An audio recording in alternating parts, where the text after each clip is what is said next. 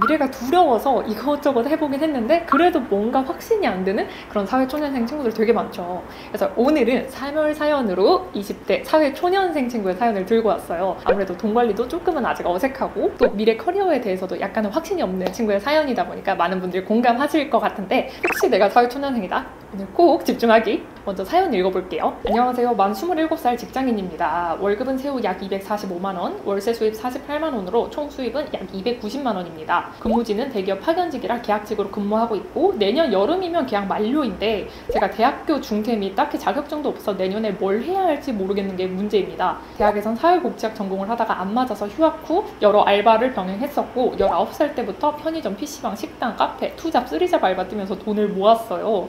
정말 대단한 친구죠. 너무 아르바이트로만 하다 보니 불안한 마음에 커말 전산회계 자격증 취득 후 현 직장에 취업을 하게 됐어요. 매번 알바만 하면서 살아오다가 체계적인 직장 생활을 하니 너무 행복해서 사무직종 정규직으로 이직하고 싶어요. 대출은 오피스텔 3 담보대출 하나 가지고 있는데 이걸 갚을지 미국 주식, ETF, ISA 이런 걸 해보고 싶은데 잘 모르겠더라고요. 먹는 걸 너무 좋아해서 식비 아끼려고 체험단도 열심히 하는 중입니다. 돈을 무작정 모으기보단 똑똑하게 잘 모으고 싶어요. 도와주세요. 여기까지 사연을 들었을 때 정말 이것저것 많이 하셨죠. 근데 제가 여기서 봤을 때 가장 중요한 메인 포인트는 본업에 대한 고민인 것 같아요. 근데 또 우리 사연자가 보내준 자산 현황을 보니까 자산에도 조금은 문제가 있어요. 본업 얘기는 잠깐 뒤에서 하고 자산 현황부터 확인해 볼게요. 먼저 청년 도약계좌 매월 한도 최대 70만원 맞춰서 정말 잘하고 계시고요. 그리고 주택청약 월 10만원 넣고 있는데 우리 사회초년생 친구들이 매번 이걸 놓치는 것 같아요. 제가 예치금 이상으로 채울 필요 없다고 했죠. 이 사연자분은 부산에 사시는데 민간청약 기준으로 청약을 넣을 수 있는 조건 예치금 자체가 8호제곱 이하면 300만원이면 돼요. 근데 이미 우리 사연자는 600만원이나 넣었죠. 그래서 저는 더 이상 넣을 필요 없다고 생각을 합니다.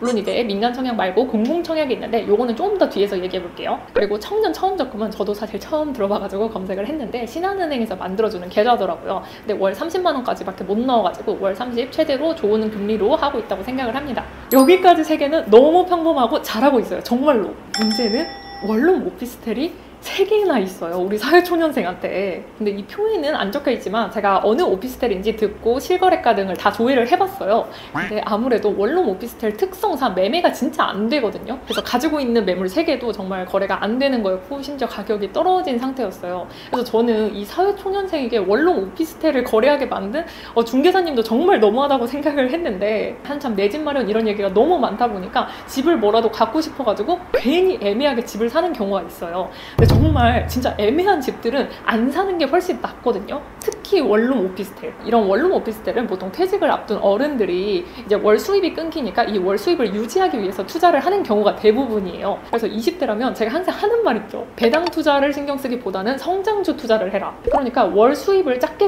늘리는 것보다는 자산의 총량을 빨리 늘리는 게 중요하거든요. 그러려면 배당 투자나 월세 세팅 이런 거 말고 시세 차익형 부동산 투자를 하셔야 돼요. 지금 하는 거랑 완전 다른 결이라는 거죠. 그리고 아까 제가 민간 청약은 되지만 공공 청약 안 된다고 했잖아요. 사실 이런 소형 오피스텔, 특히 시가 표준의 기존 1억 이하의 오피스텔은 취득세나 청약을 할 때는 무주택으로 간주가 돼요. 그래서 아마 부동산 중개사 분들이 이런 말으로 조금 꼬셨을 것 같은데 매도할 때는 당연히 주택수에 산정이 되고요. 그리고 공공 청약에서는 무주택으로 간주가 된다고 해도 공공주택의 기본 요건에 자산 요건이 있어요. 그 자산 요건이 2.15억 이하를 만족을 하셔야 돼요. 근데 이렇게 오피스텔 3개나 있다 보니까 공공 청약도 지원 자격 자체가 안 되겠죠. 물론 가지고 있는 집들이 시세가 낮을 거니까 2.15억 안에 들어올 수는 있지만 문제는 내가 청약에 당첨되었다고 해도 당장 계약금을 내야 되는데 이 오피스텔에 돈이 다 묶여 있으니까 낼 수가 없어요. 그래서 이런 투자는 정말 절대적으로 비추한다는 거 말씀드리고 싶고요. 잔소리가 너무 길어졌죠? 근데 그만큼 중요하다. 그러면 매달 가격으로 넘어가 볼게요. 일단은 대출 상환하는 데에 월 31만원 들고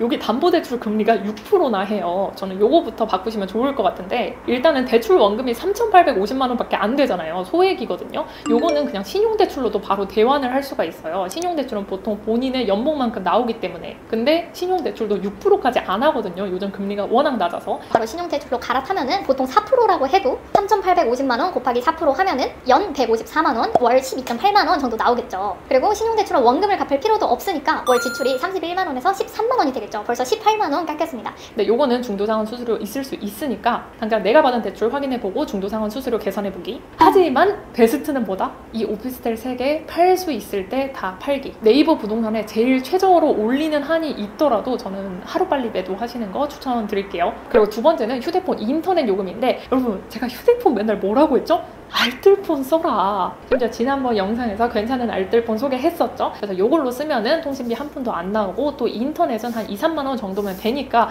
여유롭게 잡아서 한 달에 5만 원 정도는 아낄 수 있겠죠. 그리고 다음은 교통비랑 식비인데 저보다 잘 알고 있습니다. 아주 리스펙. 요거는 블로그 체험단 하고 있어서 그런 것 같은데 정말 시키는 걸 열심히 하는 우리 고유주 최고. 다음은 데이트 통장인데 아무래도 주거비를 남친이 다 내다 보니까 요 정도는 내도 된다고 생각을 하고요. 그리고 정수기. 제가 렌탈하지 말랬죠. 정수기는 렌탈하지 말고 제가 쓰는 정수기 써라. 요게 한 번 살 때 15만 원 정도 하는데 매년 필터 값이 5만 원밖에 안 들어요. 그러면 한 달에 거의 4,500원에서 5,000원 꼴이잖아요. 근데 렌탈하면 지금 25,900원이다. 그러면 한 달에 또 2만 원 아낄 수 있겠죠. 일단은 제가 추천하는 정수기는 정수만 나온다는 거. 얼음, 뜨거운 물, 차가운 물 안 나와요. 근데 여러분 우리 건강에 정수가 좋다잖아. 그래서 저는 정수 지금 한 2년, 3년째 먹고 있는데 불편하지 않습니다. 정수 먹고 건강도 지키고 지갑도 지키는 거 추천. 그리고 다음은 스탠바이미 렌탈료. 스탠바이미 당근에서 검색해보니까 70만 원 정도 하거든요. 저는 이 전자제품, 특히 TV는 중고로 사는 게 정말 좋다고 생각을 해요. 왜냐면 우리 집에 있는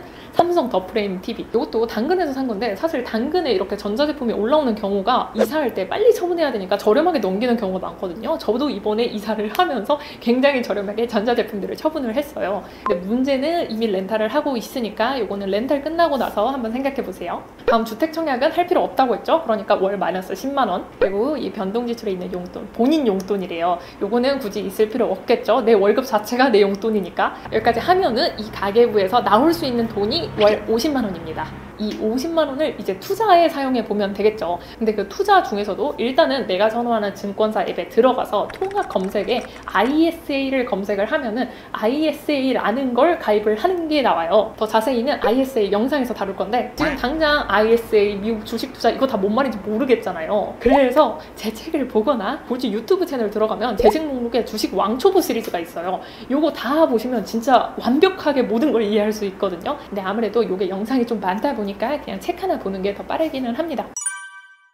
네, 자산조언은 여기까지입니다. 그러면 사연으로 돌아가서 다시 본업에 대해 얘기를 해보자면 일단 첫 번째로 하고 싶은 말은 요즘 유튜브도 그렇고 제 채널에도 뭐 부업이나 엔잡 얘기 많잖아요. 우리 1, 2년 차 사회초년생은 사실 당장 본업 제대로 쌓기도 정말 바쁘거든요. 그래서 이런 엔잡이나 부업은 조금 흐린 눈을 하고 본업 먼저 제대로 챙기는 거 진심으로 추천드리고 싶어요. 앞으로도 사무직종, 정규직을 원한다고 했어요. 근데 그러면 좀 더 명확한 종착지를 정해보면 좋을 것 같아요. 내가 이 사무직종도 공공기관에서 하고 싶으면은 공공기관은 사실 NCS 보잖아요. NCS 공부 미친 듯이 열심히 하면 되고요. 그리고 대기업은 사실 아무래도 이제 대학교 중퇴를 했다 보니까 최종 학력이 고졸인데 고졸로 들어갈 경우에는 회사 동기들이 거의 다 20살이거든요. 그래서 요거를 좀 감안을 해서 결정을 해보면 좋을 것 같아요. 근데 제가 만약에 만 27살이고 미래에 뭘 할지 모르겠다. 근데 정규직이 괜찮다 한다면 저는 동기들이 20살이더라도 고졸 전형으로 들어가 볼 것 같습니다. 보수나 복지나 모든 게 좋다 보니까. 근데 만약에 나는 중소기업으로도 만족을 한다. 그냥 지금 당장 원티드나 사람인 이런 플랫폼 들어가가지고 그 지원 자격과 우대사항에 맞는 커리어를 개발을 해보면 좋겠죠. 보통은 뭐 자격증이라든지 어떤 특수 분야의 경험을 말하는데 그런 거는 충분히 인터넷에서 공부할 수 있으니까 일단은 공고를 찾아보면서 내 방향성을 정하는 게 먼저겠죠. 그래서 취업이나 이직을 준비할 때는 제가 예전에 올린 문과 몰리기 영상 요거 보시는 거 진심으로 추천드리고요. 정말로 다시 한번 말하고 싶은 거는 당장 엔잡이나 부업으로 월 10만원, 30만원, 50만원 버는 것보다 본업으로 한 번에 월급 올리는 거 진심으로 추천드릴게요.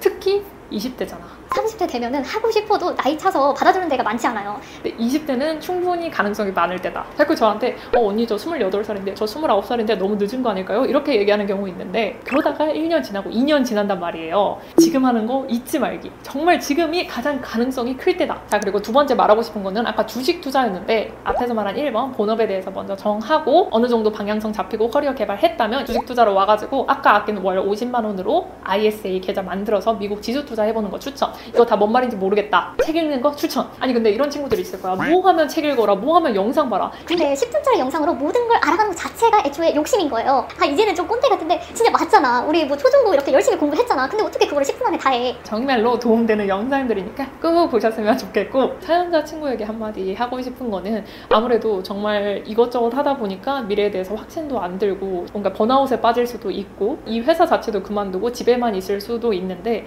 정말 19살 때부터 이것저것 알바하면서 살아왔던 이 삶 자체가 남들보다 삶의 경험치가 훨씬 높을 거라고 생각을 하거든요. 그래서 이제는 이 쌓인 경험들로 정말 본업 하나 제대로 정해가지고 이제 나중에는 주식 투자도 하고 부업도 하면서 조금 더 안정적인 30대를 맞이해 보면 좋겠습니다. 네, 오늘 영상 여기까지고요. 4월 사연은 또 다른 재미난 사연 들고 와보도록 할게요. 안녕!